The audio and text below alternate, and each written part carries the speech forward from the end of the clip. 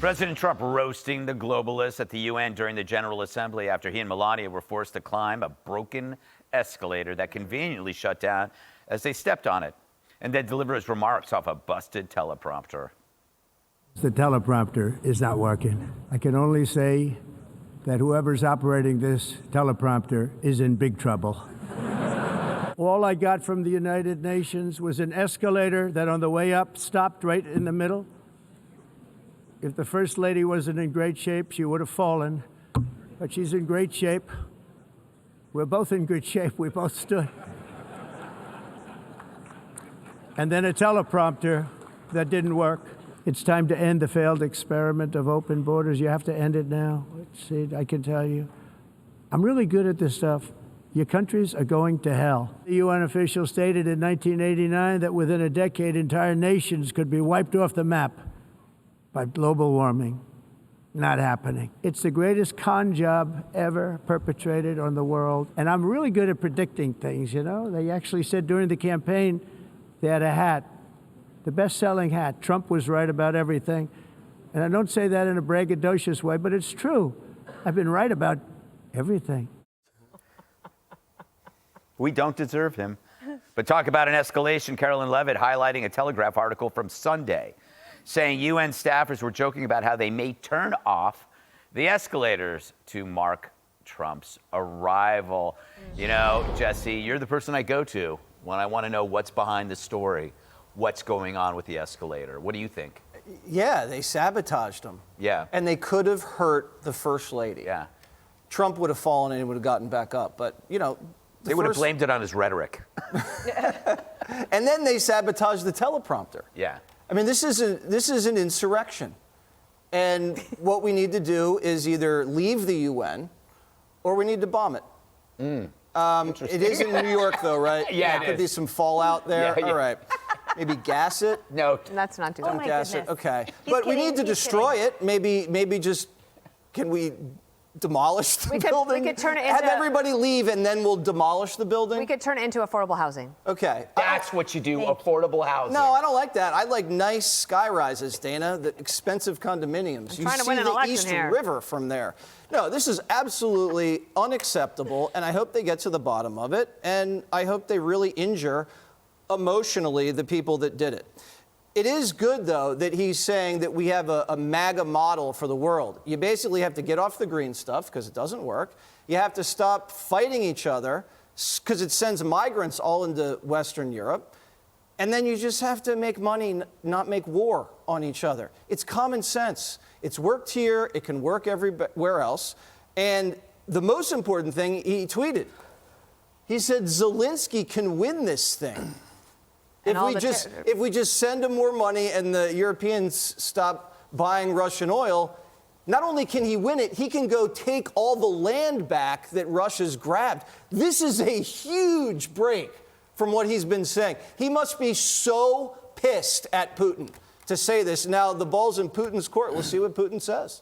All right, Harold, you said you had some very critical things to say, and I want to hear. No, I just like to call balls and strikes. I think you're right, Jesse. Never heard that before. I think you're right, Jesse, about the president in this Ukraine. You think about this. In February, late February of this year, the president met with Mr. Zelensky in the White House. We all remember that meeting. It didn't go well.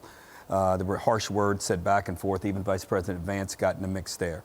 A few weeks later, Zelensky tried his hardest through European partners to say he didn't mean that. He was sorry. He wants to get off on a better foot.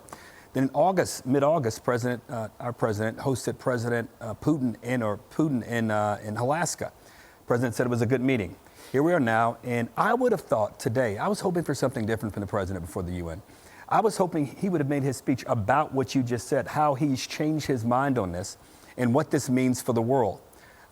I would have hoped that he would have talked about how he was able to get our NATO allies to increase their spending on defense, which will help us and help them as we try to create borders that will be respected and adhered to. I would have thought he would have bragged about his resetting of tariffs and said the world needs to understand that America is not going to be ripped off, and this is why I've done this. Some of you may disagree, but here's why we're doing this and why we're stronger. I would have thought we would have talked about how we're exporting AI and innovation and ingenuity, as he did in the Middle East, and talked about how that was critical and important, not only for America and for our allies, but for us to even be able to counter China. And then finally, he criticized the UN. This UN is certainly deserving of criticism. But Mr. President, you are the president. Why not spell out a set of reforms for the UN? Why not give them something to strive towards? I just thought it was really a missed opportunity on behalf of the president, who I thought, after listening to what he said just a few hours ago, Jesse, this was the moment, this was the forum, and this was the lectern to share with the world how and why his position has changed on Russia and Putin and this war, and why he now believes, which he said in that Truth Social tweet, or tweet, I don't know what you call that, but he said on Truth Social, that he now believes that Ukraine can take back the land that Russia had taken from them, which I thought was a powerful, to your point, statement. All right. Whew, that was a lot. Dana. You want me to permission? No. You and I both loved hearing him call the climate stuff the greatest con job. We know this. We know it's a fact. It's the reason why no one is talking about it anymore. They realize that the grift is almost up. They're still giving money, but the hose has been cut off. So it reminded me of, I think it was 2005. I was just a deputy press secretary sitting backbencher at a meeting where President Bush was talking to Angela Merkel of Germany. And he said, what are you thinking with this, setting up your country to be dependent on Russia for natural gas? That doesn't make any sense. Why would you do that? And at the time, she was in a pickle for her coalition because of the green energy stuff. And so what have we seen since then? What happened in Spain just a few weeks ago, right? They don't have enough load in order to power their country. And it went dark for about 12 hours. They had nothing, no internet, no phones, no nothing. And I loved that he said, this should end. And I'm sure there were a lot of people back home, not in the room, but back home listening in their country saying, yeah, like, first of all, when you talk about the windmills, they're made in China. I actually think that President Trump kind of gave China a pass today. Like he went after just about everybody else. I think China deserved a lot more from him. But when it comes to this, one of the reasons these guys loved Obama and Biden is that they could just let those countries walk all over America, say that America causes all of global warming, that America is the reason because of global warming that we have migration, and that you can't stop migration because of global warming because it's America's fault and it went round and round and round. So I really like that. The other thing is, there's this whole piece this summer about how the Europeans don't have enough air conditioning. And yet they're making fun of America because we don't have enough time off. It's like, well, look at the productivities of your country. Who is providing jobs? You've got almost a 30% unemployment rate for young people in Europe. And why do you think you have a falling birth rate? Who's going to get married if they're still living at home? So energy is the root of all of these things, and I love that he brought it up. Yeah, Emily, I look at like Harold's criticisms, and for me, it's precise. Those are the great things about it, was that he told them what they needed to hear. He didn't say any of this stuff. No, what I'm saying is this stuff. You like the stuff. I like this. I like that he ignored all of your advice because he said things they needed to hear, not what they wanted to hear. You guys suck. You guys got to do better. Look what I'm doing.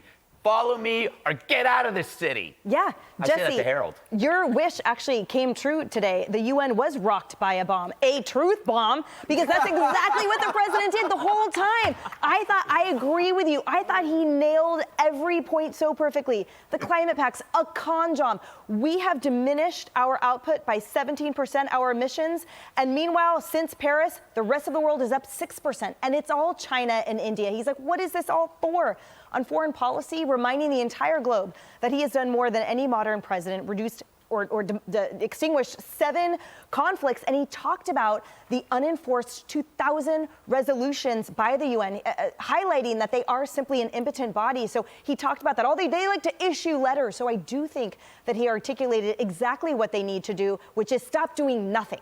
Stop just paying lip service to what's happened. And I thought it was so profound when he pointed out that as he was the one that was in there with Israel and Hamas, that no one from the UN called him. Right. Not one foreign leader called him to say, I offer my support. And they have the gall to condemn Israel over 154 times, more than every other country combined, including in the year that they were invaded by Hamas on October 7th. Yep. And the anti-Semitism, the hypocrisy about them enjoying $74 billion worth of oil from Russia every year and saying, oh, you want this conflict to stop? You guys fly your Ukraine flags outside of your front doors here and all over the country. Stop buying their oil. Look, I thought it was brilliant and most importantly, simple, that America brings strength and results. And the UN is an impotent body that just keeps funding the conflicts that it pretends to want to solve. Impotent body. Yeah. The I saw them open up Ukraine and for Russian Def war Leppard. did not end on day one. The Israeli situation. Look, I'm for the president, but let's be honest. He couldn't brag about the thing he wanted to brag about most, and then he admitted after the speech that he now has a changed opinion on Russia. That was the news. That's the opportunity I think he missed. Yeah, only 7 wars in 7 months being solved. What a loser. Really, Harold? You disgust me. I'd take the other 2 over those 7. Any day of the Okay. week. Up next, a data dude reminds the Democrats why they suck. Click here to subscribe to the Fox News YouTube page to catch our hottest interviews and most compelling analysis. You won't get it anywhere else.